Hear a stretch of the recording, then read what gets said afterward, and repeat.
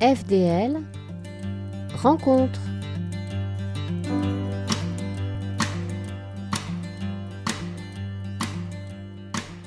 Bonjour à toutes et à tous. Aujourd'hui, FDL rencontre Pascal Bernard qui va nous parler de la ZAD du barrage. Bonjour Pascal Bernard. Bonjour. Alors, la ZAD du barrage, qu'est-ce que c'est que la ZAD du barrage? Alors la ZAD du barrage, ça peut paraître un peu bizarre d'avoir choisi ce titre, mais ça veut dire zone d'animation décalée.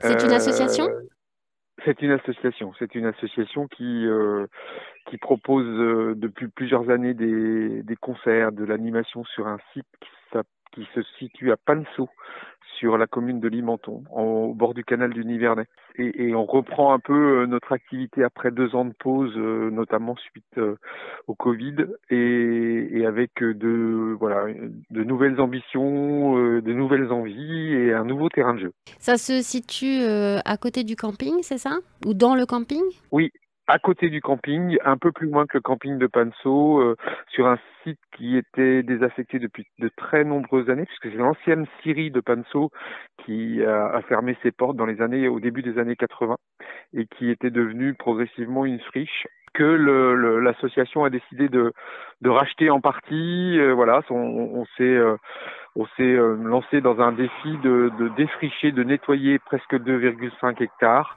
Ah oui. Et sur ce nouveau terrain on a découvert un potentiel tout à fait intéressant pour mettre beaucoup d'activités en place. Mhm. Et ça existe depuis combien de temps? Alors la ZAD, dans cette formule-là, l'association de barrage existe depuis plusieurs années puisqu'elle s'occupait d'un restaurant associatif qui s'appelait La Rustine, que beaucoup de Nivernais connaissent. Et donc là, on a abandonné ce dispositif, ce restaurant associatif, pour se lancer dans cette nouvelle aventure. Et la ZAD, elle existe depuis très peu de temps, puisqu'on a ouvert officiellement ses portes à la fin de l'hiver, dans le cadre d'une première soirée festive, puisqu'on a fait une soirée autour des feux de Brandon. On a rassemblé près de 300 personnes sur ce site. Et puis maintenant, on est dans une démarche où on va proposer des animations et des concerts tout l'été sur ce nouveau lieu. D'accord, mais l'idée, c'est de faire des animations seulement l'été ou toute l'année? Alors, pour l'instant, en tout cas pour cette année, ce sera seulement l'été. L'année prochaine, au cœur de l'hiver, on a d'autres aménagements à faire. Et ensuite, on verra si on élargit notre offre sur quelques événements qui pourraient être proposés au cœur de l'hiver. On l'a fait avec cette soirée autour des feux de Brandon, qu'on pense pouvoir refaire à nouveau l'année prochaine. Ce sera de toute manière beaucoup plus ponctuel au cœur de l'hiver et dans des conditions à définir. Donc l'essentiel de notre activité, ce sera quand même plutôt sur le temps estival. Mhm. Vous êtes nombreux? On était au début de l'aventure, ou plutôt à la fin de l'aventure de la Rustine, on était entre 50 et 60 adhérents. Et ce nouveau projet a fédéré beaucoup plus du monde, puisque là, on a dépassé les 100, on est près de 120. Donc on a doublé le nombre d'adhérents et de bénévoles. Alors tous ne s'engagent pas de la même façon, hein. On a aussi des bénévoles qui viennent juste en soutien de la démarche, mais globalement on a beaucoup plus de personnes qui sont engagées sur des sujets qui sont bien plus divers qu'auparavant, notamment biodiversité, potager partagé, sur des parcours de VTT, sur voilà, on a plein de choses qui se mettent en place assez naturellement en fait. Les gens viennent, ils découvrent le site et se disent ah c'est intéressant, on va faire ça, on peut faire ça. Mais l'idée au départ, c'est quand même d'animer, c'est-à-dire de faire venir du monde et d'animer d'un point de vue culturel ou c'est plus vaste que ça, l'idée de départ.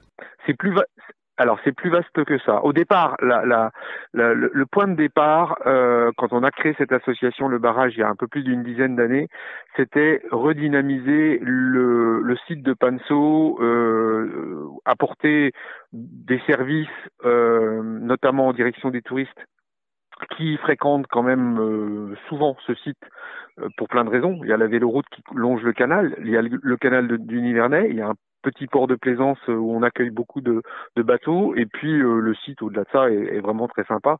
Donc on avait un potentiel touristique assez intéressant. Et donc l'idée c'était effectivement il y a 10 ans de relancer, de redynamiser. Et on s'est dit on va faire un restaurant, on va proposer un restaurant associatif, valoriser les produits locaux, et puis mettre de l'animation, concerts, un peu une offre culturelle très variée, effectivement, et puis faire de la location de pédalos, de la location de canoës, créer des chemins de randonnée. Euh, et quelque chose est venu s'ajouter assez naturellement aussi à ce dispositif, c'était faire un bilan de l'histoire du village et de la commune. Donc, on a lancé un programme de recensement de la mémoire collective où on a interviewé beaucoup d'anciens qui nous ont raconté leur vie et la vie de Panso, de Limenton. Et tout ça, on l'a enrichi, on l'a mémorisé aussi de notre côté, et puis on l'utilise désormais pour proposer des visites éducatives sur, par exemple, là prochainement, on va faire une soirée où on va parler de l'histoire de la scierie de Panso. On a recensé aussi de nombreuses cartes postales sur ce village, et tout ça, donc, on l'exploite pour donner une nouvelle vie à ce village.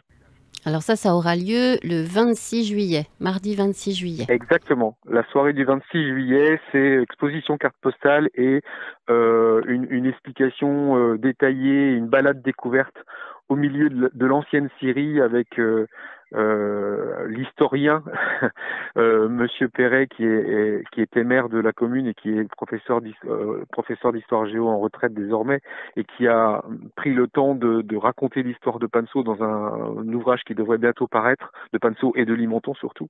Et il a une connaissance fine de la vie de ce village, et il va pouvoir expliquer la vie de la Syrie en particulier. Mmh. Alors, j'ai le programme de la ZAD du barrage sous les yeux, auquel s'ajoutent d'autres animations qui surgissent comme ça au fil de l'eau, je dirais. C'est ça. On a un programme établi avec 5 ou 6 concerts de mémoire qui s'étalent sur juillet-août. Et en marge de ce programme, qui a été diffusé un peu partout, on a effectivement des soirées qui se mettent en place au fil de l'eau, en fonction des envies, en fonction des propositions, des groupes qui constituent l'association. Donc, par exemple, il y a quelques passionnés d'échecs qui se sont dit et si on faisait un petit tournoi amateur, avec l'objectif de passer une soirée sympa et autour de plats préparés avec, encore une fois, des produits locaux. Donc, on a baptisé ça une soirée échec casse-croûte. Tournoi échec casse-croûte, le TECC. Voilà. On essaie de trouver des trucs un peu originaux.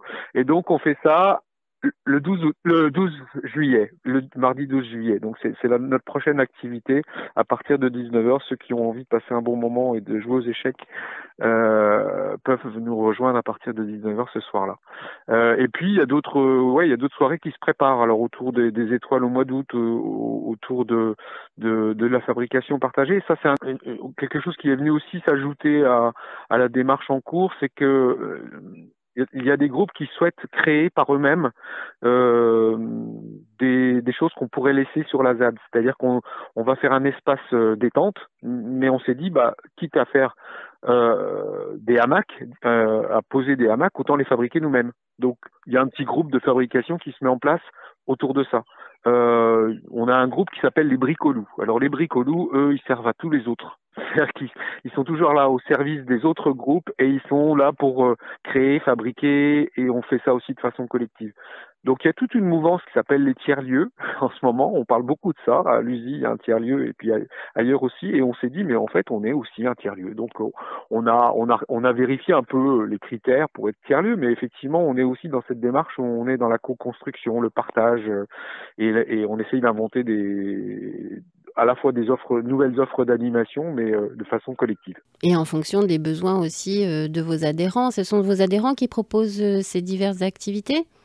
C'est ça. On a des jeunes qui sont dans le groupe, et ils nous ont dit, mais nous, on a vu qu'il y avait un super terrain pour faire des pistes de VTT. Donc, on leur a dit, OK, banco, vous prenez vos pelles, vos pioches. On a passé on a pris contact avec un ami qui vient aussi nous faire un peu de terrassement mini-pelle rapidement. Et puis voilà, puis les pistes sont créées, donc elles vont ouvrir là très officiellement dans quelques jours. Et c'est eux qui vont en venir. Et voilà, donc ça c'est une envie qui a été formulée par des jeunes de l'association. Et puis il y a d'autres comme ça. Il y a un groupe qui s'est créé autour des arbres. Donc on a une petite forêt au sein de cette parcelle. Et cette forêt, on s'est dit, le groupe s'est dit, mais nous on veut faire de l'acrobranche, on veut faire mettre quelques tyroliennes. Donc voilà, le projet est lancé, mais de façon en construction partagée, c'est-à-dire que c'est nous qui allons créer nos propres plateformes, nos propres avec les normes, hein, en respectant tout ce qu'il faut pour que ce soit utilisable par tous. Mais l'idée, c'est d'avancer comme ça. Sous forme d'atelier de création. D'accord. Est-ce que vous voulez qu'on parle un petit peu du programme, même si en fait les auditeurs pourront entendre régulièrement sur notre antenne le programme de la ZAD du barrage régulièrement? Au moins les prochaines Oui, dates. voilà, d'accord. Les toutes prochaines dates. Donc effectivement, on a parlé du 12, le 12 juillet, voilà. On en a parlé. Le samedi 16 juillet, on a un groupe qui s'appelle The Disaster qui va venir. Alors, on les connaît pas particulièrement, mais de ce qu'on a entendu, ça devrait être assez dynamique. Ah oui, moi j'ai eu l'occasion de les entendre et ils sont vraiment très très chouettes. J'aime beaucoup. Donc j'ai The Disaster qui vont venir le 16 juillet, le samedi 16 juillet, et sur cette soirée-là, on fait venir en même temps des food trucks. Mm-hmm. Il y aura 2 food trucks. Alors il y en a un qui est indiqué, mais en fait il y en a un deuxième qui va venir et qui fait aussi des pizzas et qui va venir compléter sur cette soirée-là. Et la ZAD s'occupe uniquement de la partie buvette. Et puis le mardi 26, on en a parlé brièvement. En fait, c'est un train de bois qui est proposé par Flotte Escale et qui se promène donc sur le canal du Nivernais, qui part de Cercy 2 jours avant et qui va s'arrêter à Panso pour une halte où on va en profiter pour faire une soirée trad et donc parler un peu de l'histoire de la scierie de Panso, faire notre exposition de cartes postales qui retrace l'histoire de Limenton. Et puis pour finir sur le mois de juillet, un spectacle qui est proposé par le Toupet de Kéros et qui est un spectacle équestre et poétique. Alors, je vais le découvrir en même temps que vous. On a vu quelques images, on trouve ça absolument génial. Et donc, voilà, pour les amateurs de chevaux et de spectacles un peu originaux, c'est à 19h le samedi 30 juillet. Voilà pour la partie juillet. Ça sera précédé de jeux en plein air à partir de 14h. Tout à fait. On va proposer la mise en place de beaucoup de jeux type jeux en bois, etc.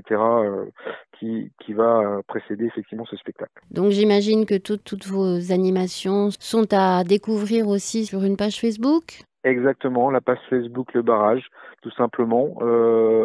Et cette page Facebook est importante pour justement aussi prendre connaissance des autres soirées qui n'apparaissent pas dans le programme papier et comme je l'ai dit tout à l'heure, qui sont mises en place au fil de l'eau sur cette saison. Peut-être que pour toute information, on peut vous contacter par mail lebarrage58@yahoo.fr. Exact, lebarrage58@yahoo.fr et par Messenger sur Facebook, bien évidemment. Très bien. Bon, eh bien, on vous souhaite un grand succès pour Merci cette beaucoup. saison 2022. En tout cas, votre projet est vraiment super. Moi, j'ai hâte de venir découvrir ce lieu. Ce sera avec plaisir qu'on vous accueillera. Merci beaucoup. Merci et à très bientôt, Pascal Bernard. À bientôt. Merci, au revoir. FDL Rencontre.